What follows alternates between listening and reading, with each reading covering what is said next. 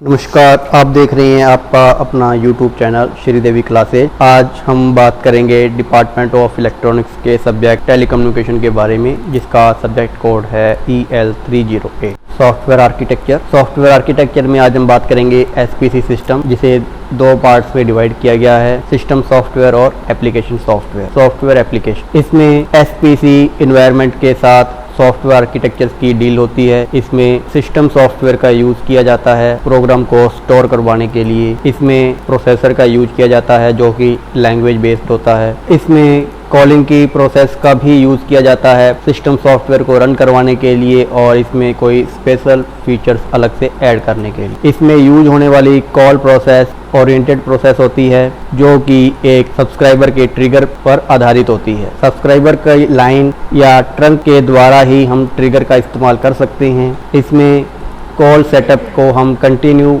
Process के through done नहीं करते। इसमें कई सारे अलग अलग प्रोसेस होते हैं और हर एक प्रोसेस को प्रोसेसर अलग तरीके से कॉल को हैंडल करता है, अलग अलग प्रकार से। प्रोग्राम एक प्रोसेस होती है जो कि एग्जीक्यूट होती है। प्रोग्राम खुद ही कोई प्रोसेस नहीं करता। प्रोग्राम में दो तरह की एंटिटी होती है, पैसिव एंटिटी और एक्टिव एंटिटी। प्रोग्राम को पैसिव एंटिटी जबकि प्रोसेस को एक्टिव एंटिटी भी कहा जाता है। प्रोग्राम मल्टीपल प्रोग्रामिंग लैंग्वेज में लिखा जाता है। इसके अंदर तीन तरह की स्टेट होती है, रनिंग, रेडी और block. State process current activity और प्रोसेस एग्जीक्यूट के थ्रू डिफाइन होती है। इसमें सिस्टम बहुत लार्ज होता है, और जबकि CPU का यूज एक टाइम में एक प्रोसेस को करने के लिए किया जाता है। रनिंग प्रोसेस में यदि हम बात करें, इसमें CPU एक ही प्रोसेस को करंट सिचुएशन के अकॉर्डिंग एलोकेट करता है, जबकि रेडी प्रोसेस में CPU एक ही बार अवेलेबल हो पाता है, और जबकि ब्लॉक प्रोसेस में CPU या यूँ कहें हमारा पूरा सिस्टम ब्लॉक होता है और नए प्रोग्राम को रन होने के लिए वेट करना पड़ता है, जिसे हमने एक अगली स्लाइड्स में डायग्राम के थ्रू समझाया है। ब्लॉक डायग्राम के अकॉर्डिंग हम पहले रेडी प्रोसेस से रनिंग प्रोसेस में जाते हैं, उसके बाद हम रनिंग से चेक करते हैं। यदि हमारा सिस्टम ब्लॉक है तो हम वापस इवेंट को अकर करते हैं और वापस रेडी प्रोग्राम में आ जाते हैं। यह सारी प्रोसेस रिवर्स भी होती है। यदि हमारी प्रोसेस रेडी होकर के रनिंग टाइम में नहीं गई है तो वह हमें टाइम आउट सिचुएशन बता देगी और हम वापस रेडी प्रोसेस में आ जाएंगे। Process control block system. प्रत्येक प्रोसेस को ऑपरेटिंग सिस्टम में PCB के थ्रू कंट्रोल किया जाता है, या यूं कहें कि उसे रिप्रेजेंट, या यूं कहें कि हम उसे ऑपरेट करते हैं। PCB में डेटा स्ट्रक्चर में इंफॉर्मेशन होती है जो कि प्रोसेस बेस्ड होती है।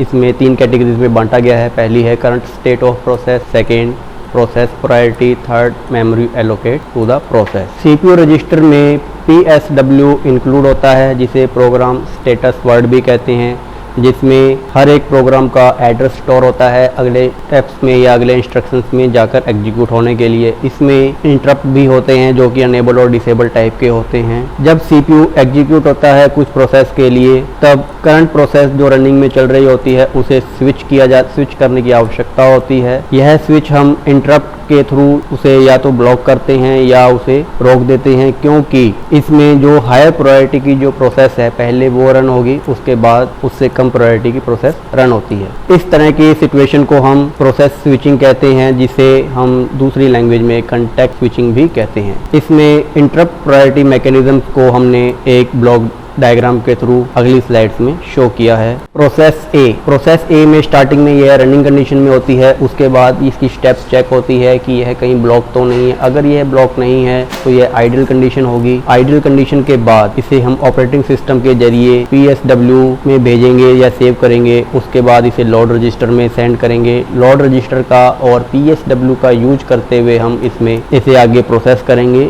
या यूं कहें इसे एग्जीक्यूट करेंगे। उसके बाद हम प्रोसेस बी पर जाएंगे। प्रोसेस बी की भी वही सिचुएशन हम चेक करेंगे जो हमने प्रोसेस ए के लिए करी थी। प्रोसेस ए में भी PSW का यूज किया, तो उसी प्रकार हम प्रोसेस बी के लिए भी PSW और रजिस्टर्स का हम यूज करेंगे, और उसके बाद उसे रनिंग प्रोसेस में डालेंगे, और उसके बाद हम प्रोग्राम को एग्जीक्यूट करेंगे।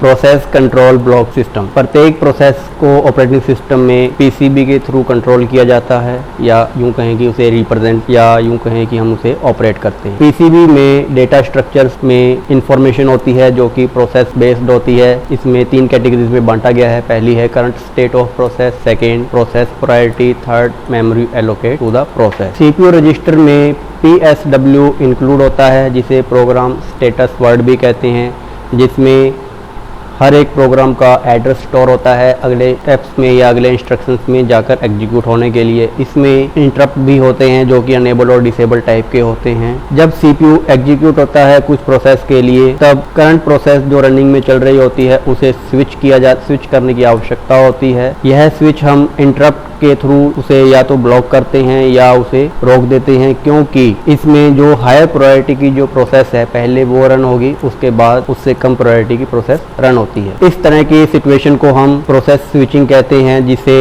हम दूसरी लैंग्वेज में कॉन्टेक्स्ट स्विचिंग भी कहते हैं। इसमें इंटरप्ट प्रायोरिटी मैकेनिज्म को हमने एक ब्लॉक डायग्राम के थ्रू अगली स्लाइड्स में शो किया है। एप्लीकेशन सॉफ्टवेयर पैकेज को हम ऑर्गेनाइजेशन में स्विचिंग सिस्टम के तौर पर यूज लेते हैं। सॉफ्टवेयर पैकेज को भी प्रोग्राम मॉड्यूल और टास्क मॉड्यूल में डिवाइड किया गया है। प्रत्येक मॉड्यूल का साइज उसकी टास्क पे डिपेंड करता है। जनरली हम स्पीकिंग मॉड्यूल जो हम यूज़ में लेते हैं वह सेल्फ ओरिएंटेड नहीं होता है, अर्थात वह खुद ही रन नहीं होता है या खुद के ऊपर वो डिपेंड नहीं होता है।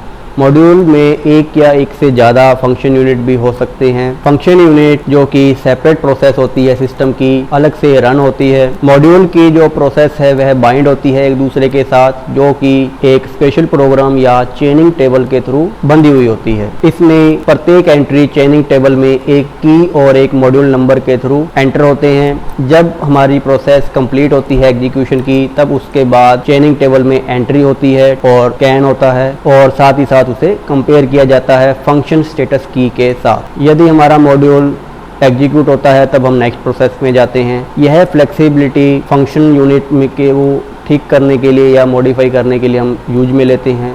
इसमें हम किसी भी प्रकार के मॉड्यूल को ऐड या रिमूव भी कर सकते हैं। मॉड्यूल चेनिंग थ्रू टेबल का ब्लॉक डायग्राम हमने यहाँ पर प्रदर्शित किया है। इसमें n मॉड्यूल है जिसे एक चेनिंग टेबल में भेजा जा रहा है। स्टार्टिंग में वह की में जाएंगे और उसके बाद मॉड्यूल उसके इक्वल प्रोसेस होंगे।